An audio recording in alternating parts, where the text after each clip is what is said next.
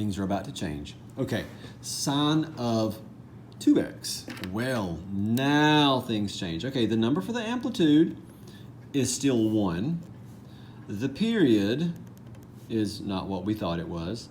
Vertical shift is 0. Okay, so let's go ahead and list those things for the next 3 problems. The amplitude is 2. The period is something I don't know yet. The vertical shift is 0. Amplitude is 1. Period, don't know it yet. And the vertical shift is -2.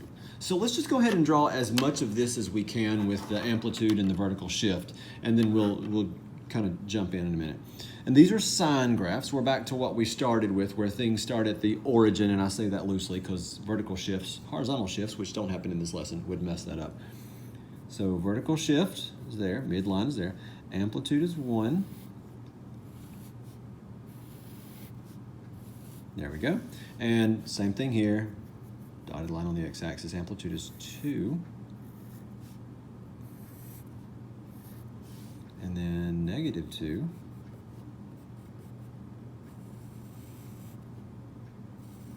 Okay, we're ready to start. So the graphs that we've encountered so far look like this. This is the standard sine graph, okay? This is what you saw right here. This is it. And this point right there is 2 pi.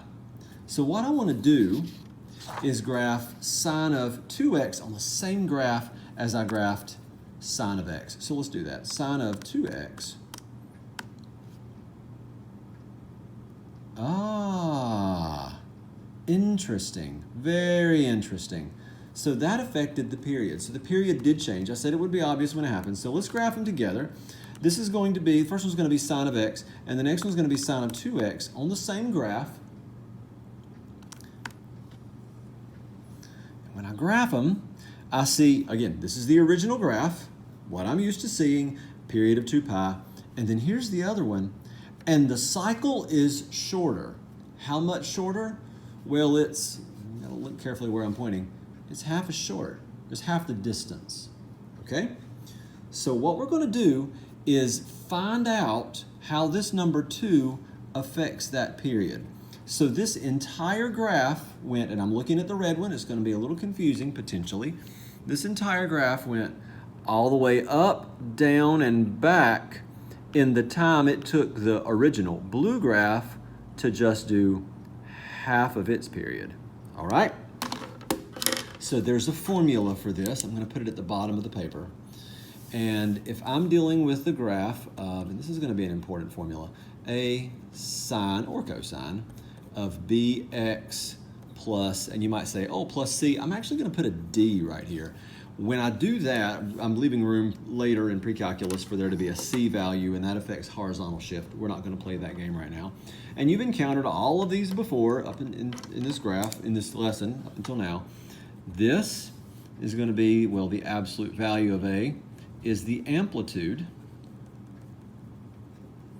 and d is going to be your vertical shift, and b is not the period, it affects the period. Okay, so what we're going to do is do 2 pi or 360, however you want to deal with it, divided by b, and that's going to give you the period. That equation is going to come in very, very handy.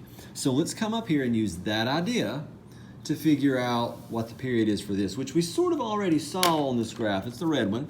So that red went up and down and back, and right there is pi, where my finger is. That's at pi. So it's going to be half of the period of the other one. So over here on the side, and I dare not use green, I'll use this blue right here.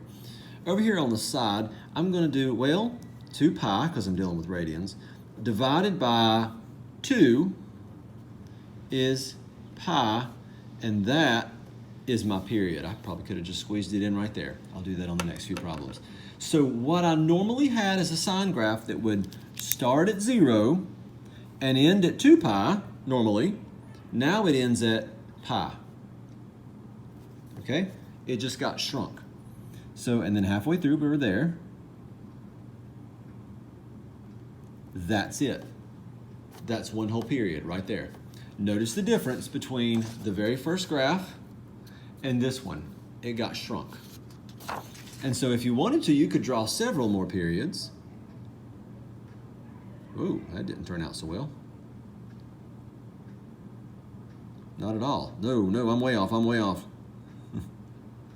That should go up and there, and then back. Ignore that. I don't have my whiteout on me. I'll grab it in a second.